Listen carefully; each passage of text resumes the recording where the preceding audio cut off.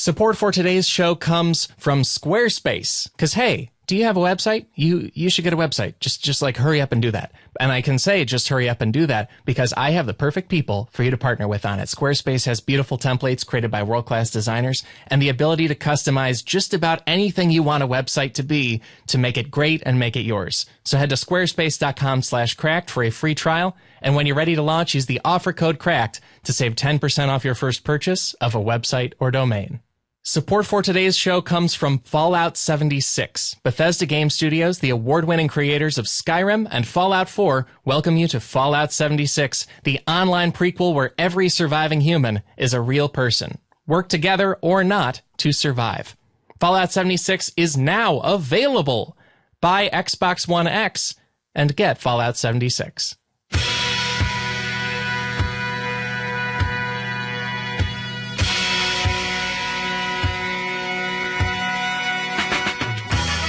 Hey there, folks. Welcome to another episode of the Cracked Podcast, the podcast all about why being alive is more interesting than people think it is. My name is Alex Schmidt, and I'm the head of podcasting here at Cracked. I'm also known as Schmitty the Clam. I'm also known as Schmitty the Champ, and I'm also astounded by the human brain. Our topic this week is the most ridiculously successful lies and cons of all time. One more time, that's the most ridiculously successful lies and cons of all time. It's pretty self-explanatory and also something we found pretty mind-bending. As you will hear, the three of us on this episode became steeped in the history and the present day of enormous lies that somehow fooled a lot of people, like basically everybody. And up top, we're going to do a lot of grappling with just how that works and how that can be and how that can even fool everybody in the world. Very philosophical. And when I say we, this week's we is me plus two returning guests, Danielle Radford and Jenny Jaffe. You may know Danielle from her stand-up or her work on Screen Junkies or her podcast Tights and Fights, which is about wrestling and so much more. You may know Jenny Jaffe from creating TV shows for IFC, writing TV shows for Nickelodeon, Disney, and more, writing and performing for College Humor. And here's a fun thing. On top of being very funny, I think Danielle and Jenny are super perceptive about performative art and about the joys of doing it, you know, from wrestling to kids shows to all the rest of comedy. It's all very performative. And so we're really going to dig deep into what could possibly make these con artists tick, because that is what's fun to us, and I think it'll be fun for you too. So please sit back or lay down like in some sort of brain scanner, because there's got to be some lobe of the brain that makes us all want to believe lies, right? Other than making no sense, I think my neurological thing makes a lot of sense. Anyhow, here's this episode with Jenny Jaffe and Danielle Radford. I'll be back after we wrap up. Talk to you then.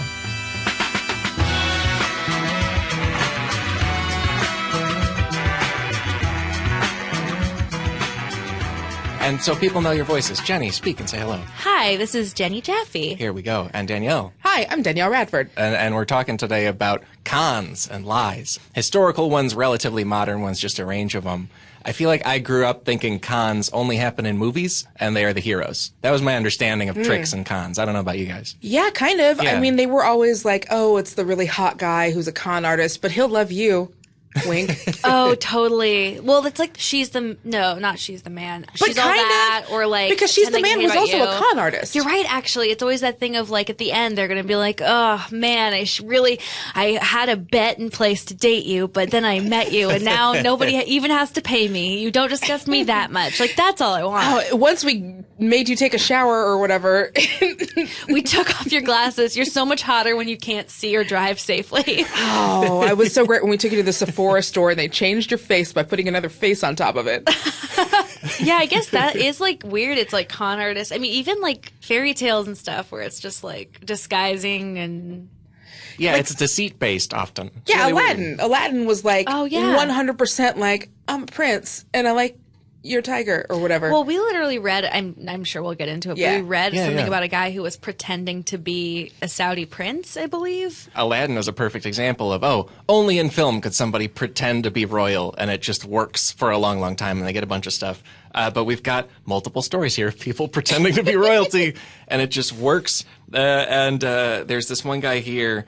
His name is Anthony Gignac. Yeah. And this is from a Cracked article called 5 Over-the-Top Lies That Worked Ridiculously Well by Alex Hanton. And Anthony was in Florida, and he checked into the Grand Bay Hotel as Prince Khalid of the House of Saud. And they immediately let him rack up $27,000 in debt from his hotel room. Well, that's it's amazing. Like the crazy thing I think about so many of the things we've read is that if you lie huge, people will be like, no one would lie about that. Yeah. And then if they think there's a chance you might be telling the truth, it's like, well, I guess the other option is to piss off this person who claims to be the richest person in the world. So I guess we'll give him a room and some lobster. yeah, the idea of people just giving stuff to you immediately on credit is what's craziest to me. Well, that's like, so I just looked this up. There was that story that went around earlier this year about Anna Delvey. Oh my God. I was totally, yes, thank you for bringing this up because I just reread this article last night. She's amazing. So all she did was go around pretending to be like this socialite. My understanding is she never like really said who she was related to or whatever, but she would get into these amazing rooms. She would buy all of this stuff and she would befriend journalists and make friends with all these famous people and just be around because apparently she was that charming. And then when things would go wrong, she would talk to her buddies and be like, I just need to borrow some money so I can get out of whatever. So she was, you know, take from Peter to pay Paul. Yeah. And she did that for years. That's like, amazing. The crazy thing is, like, people aren't really going to ask questions in like certain circles about where money's coming from. Or, I mean, if you're just claiming this, it's like it could be coming from anywhere. People know that there might be some kind of illicit source that you don't want to say. You could be protecting the identity of a very famous relative or something. And I think people just took her on faith because she was living so big and like in these circles, and people don't have any reason not to believe her. She's also foreign, so people were like, I guess, like, I don't know who all the famous foreign people are. Yeah, like I don't get the Sun. I don't know who this person is. And so what would happen is she would invite people on these lavish vacations and these like bungalows and these beautiful islands and in remote areas. Oh, wow. And then when the bill came due, she would say, oh, something went wrong with my wire transfer, but I've been treating you to these kind of vacations for forever. Could you please put this on your credit card and then I will pay you back? And so she wound up owing like a journalist $50,000. Yeah, something that she crazy. took from her. Oh, but boy. she was always paying for everything in cash because she was depositing fraudulent checks before they could like figure that out. Oh, that was the seed money. And then from there, wow. Well, also she was claiming that she was starting some kind of arts institution. Yep. So she was getting investors into this sort of fraudulent business. And then wound up doing all these famous people because famous people love art. And so you get like one or two of them and then they bring their friends along. And this plot involves a number of things that I feel I don't understand very well in a general way, you know, like art institutions. Don't really know what they are. Wire transfers. Don't really know how that works. Totally. Like, exotic locations. Only know a few of them. You know, Money. It would easily What fool is me. that thing? Yeah, it's that. I'm always really fascinated by the sort of like Page Six like world, that sort of like glamorous, like LA has it, but it's very celebrity based, I think. But And hard like, to get to because it's very gated. right? And like, but like New York and like London and these cities where there are people who are just socialites and that's their job, and they just do appearances and they just sort of appear at stuff. And so there's this group of people where their sort of like actual role is very nebulous. It's like, I'm a DJ. It's like you put together a playlist, but people will pay you $30,000 a night to press play on that playlist and then just be there. It's like the club kids, like the party monster sort of era club kids now. So she just like defrauded all these people and then ended up at Rikers Island where apparently... Oh, the hottest parties, yeah. But she seems really like legitimately maintained like I was putting together... Like she's probably some kind of like sociopath or something because... Once she was in jail, she wasn't like, obviously I did all these schemes. She was just like, just the wires, you know? They were crossed. Yeah. That's amazing. Well, and I do think that is not for a lot of people on the list that we have because most of them definitely seem like they are straight up con artists. But I think it is for some people, they think if they can keep the con going, eventually it will turn a profit and it will no longer be a con, it will be their life. Like that fake it till you make it That's thing. so smart. That's, I mean, kind of what Donald Trump did.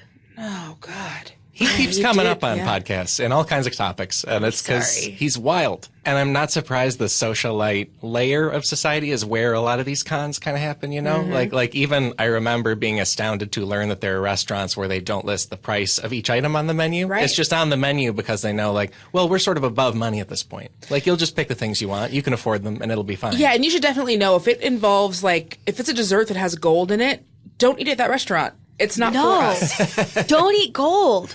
Yeah. But I think it's also that thing of the reason you can do it in these like really, really upper like 1% circles is that people don't have to be very careful with their money. Like if somebody came to one of us and was like, hey, give me $50,000, I am sure we would really specifically want to know why, where it was going, and we'd want to like there would just be layers of authentication, and like it wouldn't be just like a sure, you know what I mean? Like I think that's, but if you're just like used to tossing around that much money on a daily basis, then it doesn't. You could, like, the article kept saying like it was all people who could afford to be forgetful about $3,000 at a time.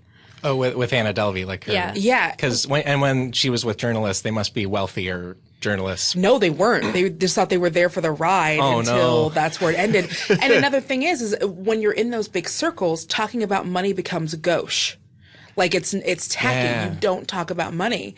And so for someone to ask you for something, which is why an artist collective or an art museum is such a great cover, because that's a way that you can ask people for specific amounts of money without it being tacky. Because it's toward the arts, and they need it for some reason. Right. And you're like, if I ask why, I don't care about the arts probably. Or that thing of you don't want to be the person who doesn't know who the person is. Like you'd be like, oh, of course I know them. Or like I had this weird experience a while ago. I got involved with a production company like when I was in college as like an intern. Mm-hmm. And I started really having questions about where the funding was coming from, and because the movies didn't seem to be getting made, and things didn't really. Everybody working there was an intern, and like a lot sort of didn't add up. But it was the same thing where like no matter who I brought up, the person who was running it would claim to be their best friend or claim like, oh, we know each other well, and then I would say to that person like, oh, this person knows you, and nobody ever knew who. There was a movie that was made on just that, movie 43. Oh my God, I forgot about that. Movie 43 was right. just made on the premise of these dudes tricked all of these people into being in this terrible sketch movie. Yeah. By saying, oh, well, this person's in it, and this person's in it, and that person's in it, and made them feel as though they were uncool to do it. And it wound up getting, I'm literally going to bring up the IMDb because the credits on this are ridiculous. It's the worst movie of all time. Emma Stone, Stephen Merchant, Richard Gere, back when he was doing nothing, Liev Schreiber, Dennis Quaid, Greg Kinnear, Common, who I like to think he would do better, Seth MacFarlane, Hugh Jackman, Kate Winslet. Now. Holly Berry, like the list, Naomi Watts, the list just goes and goes and goes. I think was in it. Chris Pratt, like all of these people, because like he tricked all of them by saying other amazing people were attached, and no one thought to ask. It's so brilliant. And be like, who is this person? Because it was that idea of like, well, I don't want to be the one who's not cool. It's such a. I want to know who the first star was. They must have felt so silly. Oh man, but they were on nothing. They also just might have just lied about somebody else, and people like hoped people wouldn't double check. Like in the article about Anna Delvey, it mentions that she, and this is like the worst person to pretend to be besties with, but she's at some party and she introduces Martin Shkreli as like her best friend, and he later said to the reporter like, "Oh yeah, like we'd met. That was the first time we'd met." I have this podcast with rapper Open Mike Eagle. He's great. He's amazing. We talk wrestling. Yeah. So for one of his birthday parties, we went to a bar and we just played Connect Four because he's like a Connect Four hustler. And so we get there and there's this gorgeous girl there. She's talking to everyone. She's doing the thing. Everyone is talking like they're friends. And so at the end of the night, I'm getting ready to leave and I'm like, ugh, I don't want to pay the money to like call an Uber, but whatever, I will. And she's like, oh, I'll give you a ride back. And it's like she had been ingratiating herself in with the group. And was introducing people to each other. People were introducing her to other people. I was like, okay, people know her. I get in the car. She's just an extreme groupie. Whoa. And now I'm terrified. And I'm like, just drop me off at the liquor store here. I'll walk home from here. And she's like, are you sure? And she's asking me all these questions about Mike.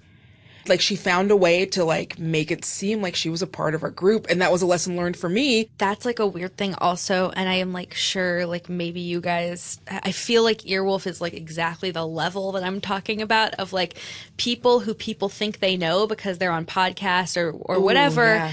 But people who aren't, like, famous enough to have, like, a protective system around them. So it's, like, very easy to get close to them. And then, like, there'll always be that thing after a show where it's, like, everyone's going out for a drink. And then there's always, like, the one person who's, like, I'm coming too. And everybody kind of assumes somebody else is vouching for them. Yep.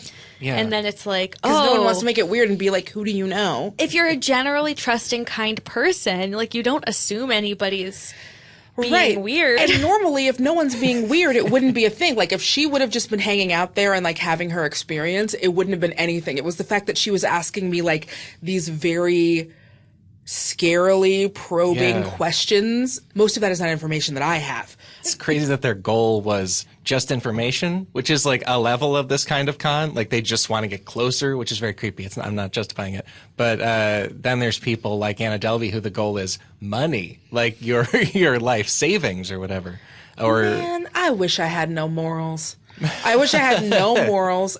And I never had to worry about what my mom might think. Oh my God. No, I'm so self-conscious about, like, do people hate me all the time? Oh my God, Am I yes. being mean? Right. Oh, if you could it's just, the worst. if you could just confidently be like, give me money, I don't even care. yeah, I feel like if we had that confidence, we would have taken this town over by now. Absolutely. Because, like, imagine those folks, their talent is getting that money, but they don't have anything else to do with it. Can you imagine having talent and that confidence? At the end of the article, too, she was like, a lot of people want this, but not everybody has the talent for it. And it's a talent. she said that? Yeah, she's talented. Boy.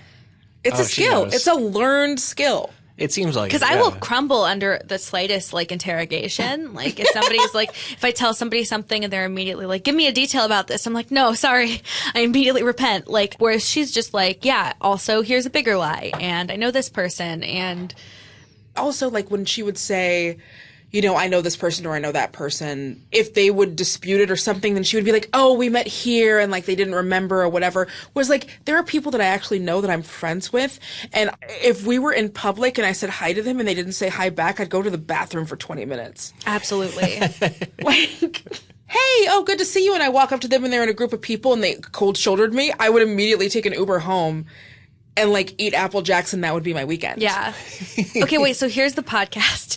It's you and me, and we try and get into, like, very exclusive venues and events and stuff. Like, just, like, wearing wires, and basically, like, the game isn't whether or not we get in. It's how long can we keep going before we both are break like, down. oh my God. Yeah, exactly. Before we both go home and cry for a while. I imagined you not with wires, but with enormous microphones. Oh, and yeah. headphones. Yeah. And Or it's it's like an engineer. Danielle on my shoulders and we're in a trench coat. Yeah, we're just like, Hello, it is us, a normal person. And they're like, why are you extra tall? We are I am a model.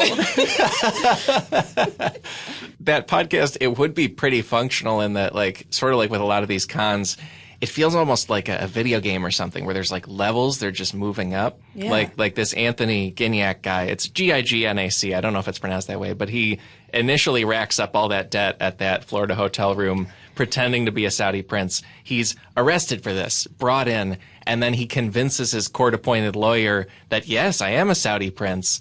He succeeds. Oh, yeah. That's the best. The lawyer drives him to an Amex office where he tells them he needs a platinum card, and he succeeds, and it has a $200 million credit line.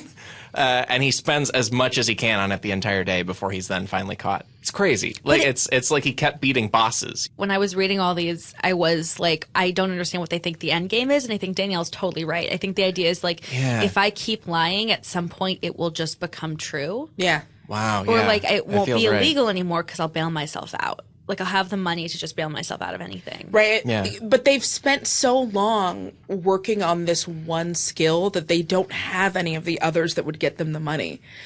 You know, it's like Bobby Fischer is great at playing chess, but, like, what else does that dude do?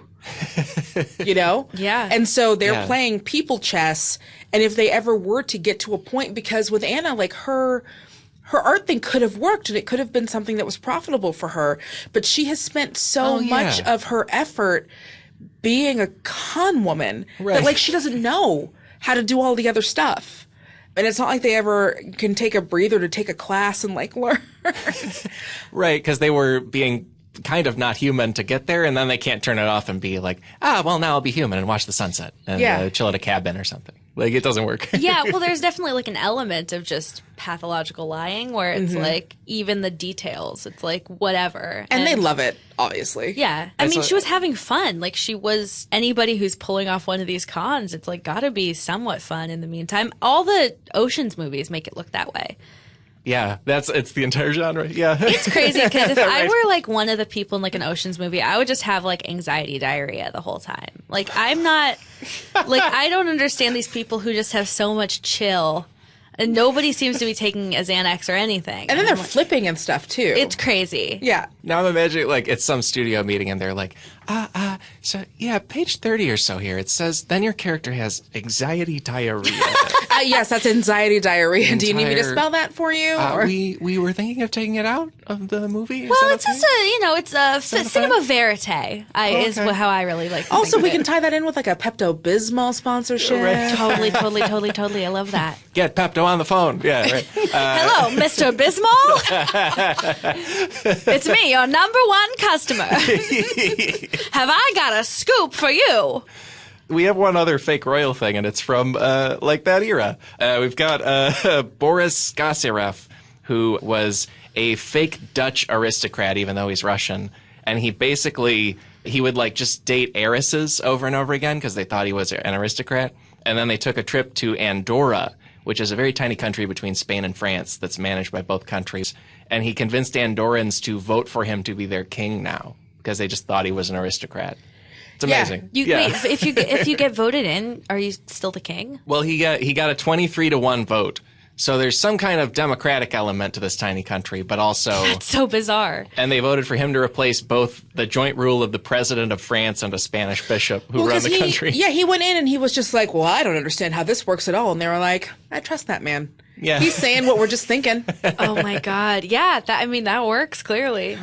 The thing about like pretending to be royalty is that those bloodlines are so confusing that because I was reading about the Romanovs last night, and that's a place where there's a ton of con artists because people like that family scattered. Nobody really knows who's a descendant of what, and like there was a lot of like cousin marrying and just like people could be descended from anyone. Anyone white can be a Romanov. Absolutely. It's not like the Habsburgs where it's like, no, they have a whole thing. Right, exactly. Like they have a face thing that tells you who they are. With the Romanovs, it's like, no, like hair dye in a dream. Like just if the documentary Anastasia taught us anything. Wait a second. Why am I not? Wait, I forgot about that element. Why am I not defrauding people? No. It's the pooping. I am a Romanov. It's because of the pooping. It's because honestly, the lying. I would just be like, no, you don't understand. I'm very inbred. I have a weak stomach from all the years of aristocratic Russian inbreeding. But yeah, it's like I feel like if you were confident enough about it and you were like, yeah, I'm a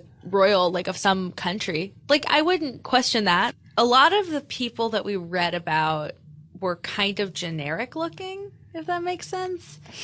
Like, I feel like when I was reading about it, I was like, okay, this is just like a white dude who looks like a white dude. Like, I guess I'd believe he was kind of anything. It's not like, it's never like this person who had this distinctive, like, what, like people just didn't have like distinctive things. Like even Anna Delvey, as I was looking at her face, it was kind of disappearing in front of me. Like she just kind of looked like she whoever. Could have been any of our college roommates. Exactly. Oh, it she was like, oh no, was. I'll totally get the internet next week. Like it's fine. I'm sorry. No, I didn't eat your eggs. I don't know what happened.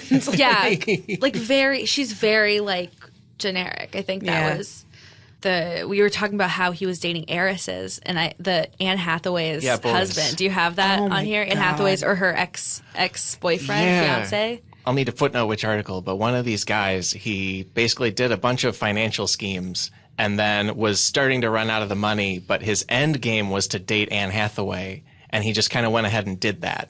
And so he just kept continuing to do more and more sort of pyramid schemes and false. I think the original scheme was built around helping the Vatican sell land.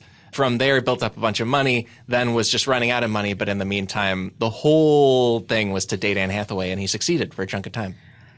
You know, I mean, I guess if you're going to try to fall in love with an actress, that's better than like shooting the president. Yeah, some men have totally. That's a done, fair compliment to it. Yeah, yeah. Yeah, I guess also just like the people he was defrauding were the Vatican, who have some, I think, kind of ill-gotten land. So I don't know if they needed all of it. You know, I don't think it was political. Yeah. I'm just trying to be like, yeah, okay, it wasn't the worst. But can you imagine if, like, because I think he was arrested like the week after they were supposed to get married or something crazy like that. She was doing what they call, but she was doing like the pole dance. Like I think she was doing a bunch of press for a movie at that time. And then all of a sudden it's like, oh, my fiance is a conman. Yeah, a conman. It's oddly easy for people to just kind of trick their way into celebrity like this. We got another one here about a Brazilian soccer player named Carlos Raposo. His nickname was the Kaiser. This is my favorite one, I think. And he, from 1979 to 1992, played for 10 different professional soccer teams. But he didn't play any games for them because he was not actually any good at soccer or prepared to be a professional soccer player. Goals! Okay, yeah. The story is so fascinating, but I truly don't understand how he pulled it off because he always was like getting injured or sick or it's like, but at that point, isn't he a liability to bring on to your team, even your fantasy team? Yeah. I follow baseball very closely, and there's a thing with pitchers in particular are very injury prone, and so there are a lot of guys like that who will get signed even though they're an enormous injury risk because, like, if it works out, it works out, and that's the way it is. And then this was during there was not HD, so he had like some blurry video to be like, well, when I do play, it's amazing. Yeah, he had literally a blurry VHS of someone else who kind of looked like him doing cool soccer stuff. And then he also was the son of a famous player, but just he would have somebody vouch for him to join the team and then pay someone else to injure him, a fake injury, and then he would just spend the season hurt, like, what do you do? And just continue to string teams along and get paid by them to do nothing. And then his final team was owned by a gangster, so there was actually danger to his life if he kept the scheme up. And so what he did is he pretended to hear a slur shouted from the crowd and then got in a fight with the crowd and got suspended. And that knocked him out of it. It's brilliant. He's like the Rockwell of soccer. So Rockwell, it was one of Berry Gordy's kids. He's the one who did that song, I Always Feel Like Somebody's Watching Me. Yeah. And he does the rap thought you part. meant Norman Rockwell. Oh, I was me very confused.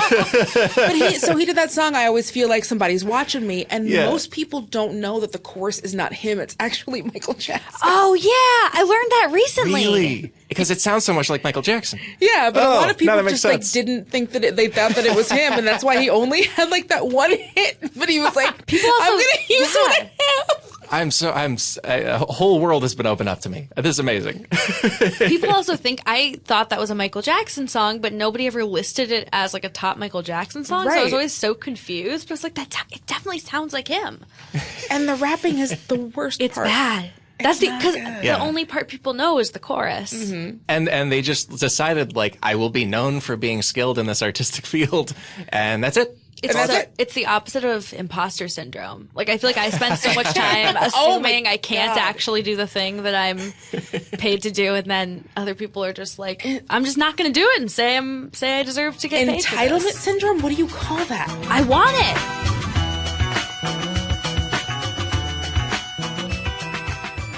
Support for today's show comes from Squarespace. Because, hey, you're great. Not enough people are saying that lately to your face. Like, they're saying it around you or behind your back or to each other, like, you're great. But you should hear it directly. And guess what? You ought to show that off with a website, because the whole internet should know people in other states, countries, places, maybe planets, if we're getting the internet out there. I don't really know how the internet works, apparently. But you do, and you should build a website so you're on it. Squarespace has beautiful templates created by world-class designers. You can customize them exactly how you want. Your website will work well on mobile. Also, they have an e-commerce functionality that lets you sell anything online and then gives you analytics to track how that's going. If you want to build some of your income into being selling things on the internet, that's a great way to do it. You're all set. That way you can build an entire business without a bunch of analytics guys or other people in ties. Who works at a company? You probably know. What I know is that Squarespace is optimized for mobile right out of the box. They let you buy your own domain. They let you have 24/7 customer support. So why don't you head to squarespace.com/cracked for a free trial. And when you're ready to launch that site, use the offer code CRACKED to save 10% off your first purchase of a website or domain. That's squarespace.com/cracked, offer code CRACKED. The Eero home Wi-Fi system brings you a fast, reliable connection in every room of the house because life is too short for bad Wi-Fi. The second generation Eero and Eero Beacon allow you to build a Wi-Fi system that's more perfectly tailored to the home than ever before. And when you add Eero Plus, you'll get total network protection with the ability to block malicious and unwanted content across your entire network. Because by checking the sites you visit against a database of millions of known threats, Eero Plus prevents you from accidentally visiting malicious sites without slowing anything down. Eero Plus automatically tags sites that contain violent, illegal, or adult content so you can choose what your kids can and cannot visit right from the Eero app. Doesn't that make parenting easy? Yes, it does. Good. I mainly want to tell you about Eero's ability as a network, because believe it or not, I spend a lot of time on the internet. Like it's my job. Ha ha ha ha ha. No, it is my job. This is very serious. Also, it's not serious. We're having fun. And it is fun to have a good, clear, easy Wi-Fi connection, especially because I don't know about you, but you might live in a place with walls. And walls really make traditional Wi-Fi difficult if you're between one of those and the router. And Eero lets you sort of network your entire space in a very easy, very intuitive way. And I've enjoyed doing it on my own. And I'm dialing up things faster. Isn't that nice? Isn't that great? So get $100 off the Eero base unit and 2 beacons package and a year of Eero Plus by visiting Eero.com/cracked and entering code CRACKED at checkout. Alex, how's that spelled? That's EERO.com/cracked and code CRACKED at checkout.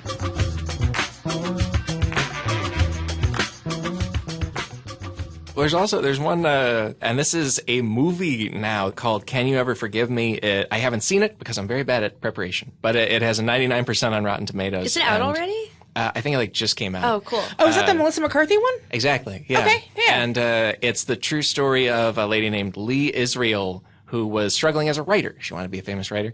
And then at one point she realized, hey, what if I take a typewriter and just write some fake letters from the playwright Noel Coward and then sell them? Because academics and museums and stuff want them. And she started making a lot of money pretending to be Noel Coward. And then she just kept going and kept writing fake letters from a bunch of other famous people. But, like, how did people think that she had them? I think she would just like do an elaborate story about I found it in this shop or something. I don't know what it. I think it was one of those like Antiques Roadshow where she would be like, we demolished a wall in my house and all these Noel Coward letters were there. That's literally what she would do. Is she would talk about how they were in her home, and she just kept finding them in her house. And it's like, why does your house have all these weird old letters? I forgot Antiques Roadshow is a long-running show of probably true stories where people are just like, I found George Washington's stuff. And that just like gets broadcast to the country. So we all probably believe this stuff. Yeah. But that's like crazy. The thing about the letters thing is like, that's especially smart because I think everybody wants to be like, oh yeah, like I have read Noel Coward. This looks like Noel Coward to me. Nobody's going to be like, I don't know. I should probably check. We should check. But like, so she was selling them to like the Smithsonian or whatever and just getting apparently thousands of dollars over time for them. And then went on to do Dorothy Parker letters, Humphrey Bogart letters. But how would she, but that seems like where See, that's where she flew too close to the sun, Icarus. Like, calm down. Because I feel like at that point, everybody should be like, hold on a sec. Noel Coward, Dorothy Parker, like all these people just hid some letters in your house and you just found them and it's all in the same font. And who lived here? Yeah. What was her excuse for having the other ones? Were they addressed to her? Were they like letters supposedly addressed to her? No, it was just like their old correspondence among other people, and she'd just like turn them up in antique shops or that kind of thing if it was in the wall or something. And I don't know exactly how she pulled off the lie, but it was so successful that she was only caught in 1993 by an FBI sting because she was starting to steal real letters from museums and libraries. And the fake letters con worked fine, and she even got some Noel Coward letters into like a collection of Noel Coward's letters by the all-time expert on him. Wow. It's such a scheme. I really want to see this movie. Mm-hmm. Yeah. And then she wrote a hit memoir about it and finally got to be like a professional writer by just talking about this crazy con she did that was way too successful. I love that so many of these cons just ultimately wind up leading people to being great authors. Yeah, it's probably a really good book. But I feel like I gotta do some crimes. If I do some crimes, I can get staffed. Wow, that's a great way to look at it. But I think the thing is, like, you have to be such a good writer to be able to pull off a con. But I also think the reverse is true. Like, I always think about great mystery writers. And I think that's why people like shows about, like, the mystery writer, like, solves crimes. Thinking of Castle, I guess there's probably other ones. But it's like, to be able to, like, right? Murder, She Wrote, to be able to, like, plot out a crime, or to be able to plot out a con and, like, intuit. You have to be kind of a good, like, anthropologist. You have to be a good writer. Like, you have to be a good actor. To me, that's the part where I think it would all fall apart for me, is that I don't think I could keep, like, a straight face. No, there's no way. Not while all the anxiety diarrhea is coursing through me. Right. Also, like, That's you're why. adorable and you've blushed 3 times during this podcast over nothing. Thank you. I'm very, very expressive. I feel like that leads. There's one con on here that is basically just a gentle artistic act. It's not actually a con, and it's by J.S.G. Boggs. And this was an artist. He passed away last year. But what he did is he was amazing at drawing, and what he would do is he would draw pictures of money. And the pictures of money were so impressively detailed and accurate that he would, in a, like, art prank stunt way, try to exchange them as legal tender, which is counterfeiting, except he was, like, telling people, this is my art, and I feel it is worth that. What do you think, fellow person? Let's do a thought experiment about the value of money. Because It's really he was weird. saying he was doing this to, like, service people at restaurants and stuff. Yeah. And I feel like that's the wrong person. Like, I think he should do that to, like, Anna Delvey or something. Right. But doing it to a person who's working a service job and trying to bring home Yeah, money, please it's don't like, do that. Don't be mean to service people. It's like Yeah, money yeah. doesn't have a thought experiment element to a person who's working for tips, you know? I always hate when people decide that they want to do these things to people who are just trying to get through their day. Yeah. Leave yeah. working people alone. Like, don't do your pranks. Don't do any of those things. Just, like, let them be. This one in particular has Yeah. such a, like, oh, let us think about, is the dollar not also just a small piece of art? And it's just like, oh, fuck off. Like, I get it, dude. And I do think it's cool, and I liked his dollars. I thought that the drawings were cool and stuff. Yeah. But also at that point, you gotta be like, no, it's not worth it. Like, there's that Strangers with Candy episode where I think Joffrey tries to pay for his rent with a really shitty drawing. Yeah. And I was like, that's the thing Right. is, like, art does have value. There's a good conversation, blah, blah, blah. Like, you gotta pay rent. I don't Yeah, she has to know. pay. They have to pay rent, my dudes. Like, Right, you can't, right. And you can't. And Not with the song Roger from Rent. ugh. Those. I'm sorry. Every time I watch Rent, I get pissed off. Benny's the only good guy in Rent. He's the only good person in Rent. Yeah. Like, what He's are been you? letting his friends crash there for free for a long time. And Mark's like the one, like, guy who's like, it's hard for me. I'm a straight guy without addiction or AIDS. What do I do? All I want to do is make this movie. Yeah, and like the instant he's like, "Can you just please be adults for like half a second?" They're like, "Riot!" Like, You sold we're your gonna- soul, man. I'm not going to get a job and help my friends pay for their AIDS medicine. Yeah. Like, fuck My you. mom's always trying to call me and give me things. Oh, They are con artists. There's a con artist here who abused another major city in the world, the city of Paris. His name's Count Victor Lustig, and he initially just decided he should sail the world selling fake machines that duplicate $100 bills. And that was his first con, and he was like, this is going great. How do I level up? That's a con within a con. yeah. Right. He was like, I'm going to sell you this way of you doing your con. They don't know I'm doing a con. What? What did you just say? Nothing. Oh, yeah. All the customers wanted to commit counterfeiting Yeah, crimes. so they kind of That's deserved true. it. Yeah. And he was mostly a counterfeiter, but he also did a thing where in the 1920s, Paris was thinking about taking down the Eiffel Tower and scrapping it. Because not everybody knows the Eiffel Tower was originally a temporary structure. It was for a fair. They were like, we'll do this was for a Burning while. Man. Yeah. Yeah. I was going to say what that is in French, but I don't know. L'homme flambé. But yeah, there we go. Yeah. The city's thinking about taking it down and scrapping it because it's not meant to last. And that's part of why it's just framework. Like it's sort of unfinished. And so he said, what I'll do is I'll go to Paris, I'll get like the most expensive room in a hotel and look very official and pretend to be the person handing out the contract to scrap the Eiffel Tower. I will bring every scrap dealer in to bid for this thing. And then what he did is he took one of the scrap dealers and convinced them to bribe him to give them the contract. and then just ran off with the bribe. And then the person couldn't go out to the authorities and say, I tried to bribe this guy fair and square. This guy gets it, because he's like, if you trap the other person, no one can report you. That's the smartest That's con the way you artist. do it. It's also he's amazing. Amazing how many of these cons rest on hotels being trusting, and hotels being so used to like weird people that they'll be like, yeah, just have our biggest room. and also how many of these, like, if only they had Photoshop back then that could be like, hey, you can't scan $1. You know what I mean? Yeah. Like, God, I think even MS Paint will be like, yo, that's $1. Like, stop. A little Bill Gates pops up. Like, excuse me. It's a paperclip. It's just like being like, I see you're trying to defraud someone out of money. I like that it's so polite where it's like, we're sure this is for art purposes, but you're not actually allowed to scan money. Right. But don't you understand? The value of the art is equivalent to the value of the dollar. It's just like, Jesus fucking Christ. It's $5.50. Just take it. I do want to get to the Dominion of Melchizedek. Yes. Yeah. Which is... I've been I've been really fascinated by micronations recently. Oh, great. Ooh, yeah. This is like my new, nobody else take this. I'm dying to rate something about this. You can take it. I don't know. I want to watch it. Point.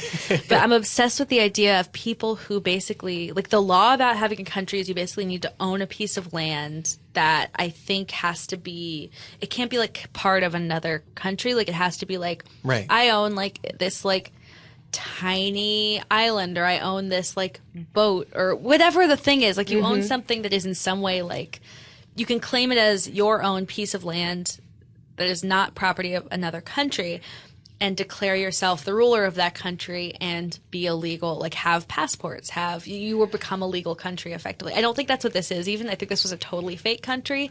But Yeah, this I know what you mean though. Yeah. But there's like this There's that one that's like, convention- what, like a scaffolding country, essentially? It's just a bunch of scaffolding. It's Rent. And it's the show Rent is its own country. It's its own country with a very low GDP. But the thing about like these countries, so they have this like kind of thing called microcon, and it's a hotel convention that's basically a UN of countries that are made up of 1 and 2 people. I've never been more fascinated by anything, and because also like the audacity, like, who would be like, I should have a country? Well, I can't believe they have cons. Like I can, and I bet they're mostly like them and like people who really want to get rid of some cryptocurrency. There are definitely like people who have applied and like joined countries, like, and become citizens of these micronations. Yeah, I think there's one called Sealand. That's the one that I was thinking of, where it's just like a crane or something. It's an old, it's an old platform in the English Channel, and I think it was to put artillery on in case the Germans came over. And the UK is like, it's part of our country, and they're like, no, it's not, and that's just how it's going. I just know no one in Sealand has ever thought about what would happen when that thing needs maintenance, because it's going to happen. Yeah, But does anyone live there? It's like one guy's family. Yeah, like one guy's family. I don't even know if they live there, but they own it. But it is like it's almost like an aircraft strip, right? Yeah, it's just like a concrete. It's not like a land, but they're describing it as territory that is theirs. Yeah. Yeah. So at any moment, rust, any of those things, right? It can just. Any of the things that could bring down a full country's infrastructure. Rust, an aggressive seagull, waves. But like the idea that somebody made a country, basically. Yeah, so to run a con artist country. This is the movie Hotel Artemis should have been. They called it an ecclesiastical state. It's unclear what religion they were. They said that their territory was a small island that is underwater most of the year. Also, 1,400 square miles of Antarctica and 10% of the world's oceans. They were like, this is our country. Okay, well, now you're just taking everything. This is what happens when you don't tell people no. Like, and we want 10% of the oceans and this part of Antarctica. Right. Like, and the moon. And it's like, no, you can't just have the moon. But they then were established a bunch of fake banks and scammed over $4 million out of American investors. Then they did a scam where they got $2.5 million out of Australians, then another $10 million out of Australians. They sold fake visas to Filipinos who wanted to find a new job there for $3,500. That's the worst. Which is by far the worst. And then they were like investigated by the state of California, because I guess some of the banking happened here. And the official president of the country is a guy named Elvira Gamboa. I take that back. Not necessarily a guy. Anyway, Elvira Gamboa said in response to California's investigation, "I will do metaphysical battle with you in your dream state. And if you interpret your dreams correctly, you will know that I am the victor." It's the best thing I've ever read in my whole life. That is my favorite sentence of all time. That's really good. Also, God damn it, Australia, I expected better from you. Y'all have giant spiders and things that could kill you. You can't... You live amongst danger. You can't see the danger in this fake country. Somebody saying that calmly to you, because I'm kind of picturing, like, you know, the scene in There Will Be Blood where Daniel Plainview is just like, "I will come to where you sleep and I will slit your throat." And the guy's just like, "What?" Like, someone saying that just like really calmly and in one sentence is the most chilling thing, because it's like, it's not like they know it's chilling. They're just like, "I will do metaphysical battle with you." It's like, I'm not fucking with this guy. Have your own country. Nope. Please don't be part of my country. I will haunt your dreams. Yeah. If you interpret your dreams correctly, you will know that I won. I love this character. Yeah. It's just, I don't have tape of him saying it, but that had to be it, right? That had to be the tone. How else do you say that? Yeah. Let's end in space. This is from a Cracked article, 5 hilariously ballsy cons pulled off by historical figures by Adam Wares and the crew of Apollo 15. This was a mission to the moon that went to the moon. They smuggled stamps. They decided, hey, there was a guy who has only been described in the court filings as Siegel. He said, "Listen, 3 crew members of Apollo 15, if you bring stamps up there, then they will gain a bunch of value because they've been to the moon, and then we'll divide them 4 ways when you're back." And the astronauts did it. They smuggled stamps. Yeah. Yeah. And then all 3 of them were banned from space when NASA found out. Like you were going back a second time. No one goes back to space twice. Yeah, it's pretty rare, yeah. The thing about this scheme in particular, that it was illegal to bring anything into space with the intention of selling it, right? Yeah. I don't know why. I feel like NASA could just capitalize on that, and NASA could be selling it, and NASA could be funding themselves. I feel like NASA is just a bunch of like pure-hearted nerds who are like, space is not for profit; it is for learning. Fuck out of here, nerd! I want some moon stamps.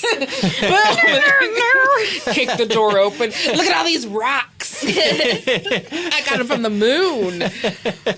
I love that it ends in guitar. That's very exciting. It's just a person making guitar sounds with their mouth. That's exactly what I did.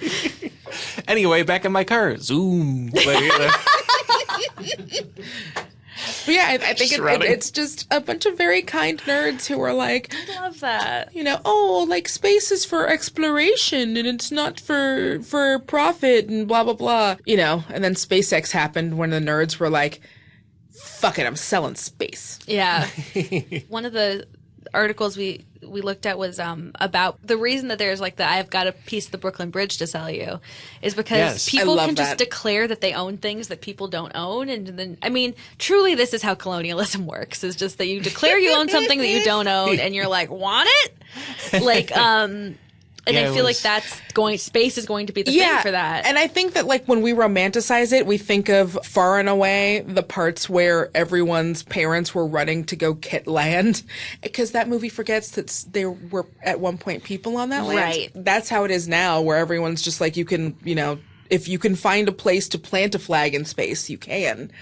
Well, and from centuries ago to the future, I think we'll have cons with us forever, right? It feels like there will just always be these elaborate lies that work. Absolutely. Yeah. Well, there are, I didn't research it, but I know this to be true. There are people who are selling like the opportunity to go to a Mars colony. Oh, yeah. Oh, the Mars 2020 thing was a scam. Absolutely, It's a scam. That to me is the craziest. Like, we haven't gone back to the moon in how long? But you were like, yeah, nah, dudes, I'm going to go to Mars. I mean, I think it's just one of these things, like, as long as there are people who are willing to believe things, there will be people who will want to sell them something.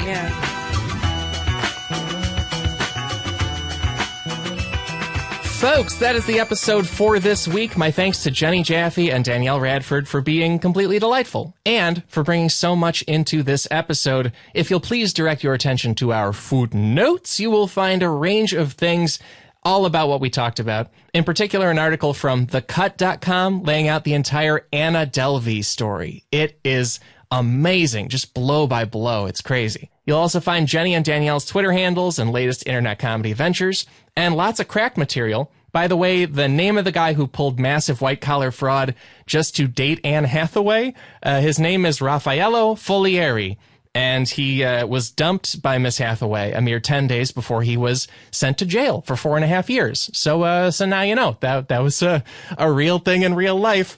I feel like almost every week I find myself saying, wow, that is a real thing in real life. And that's one of my favorite things about doing this show.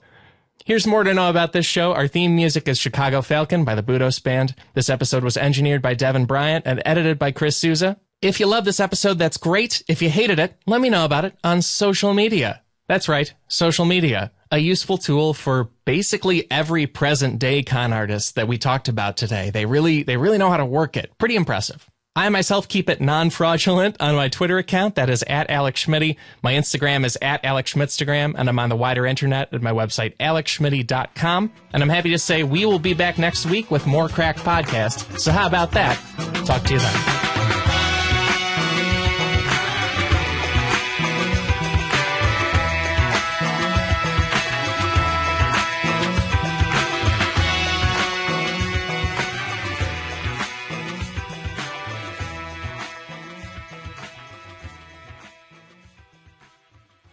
Support for today's show comes from Fallout 76. Bethesda Game Studios, the award-winning creators of Skyrim and Fallout 4, welcome you to Fallout 76, the online prequel where every surviving human is a real person. Work together or not to survive. Fallout 76 is now available. Buy Xbox One X and get Fallout 76.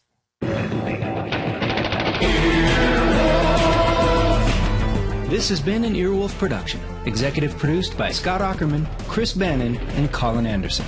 For more information and content, visit earwolf.com.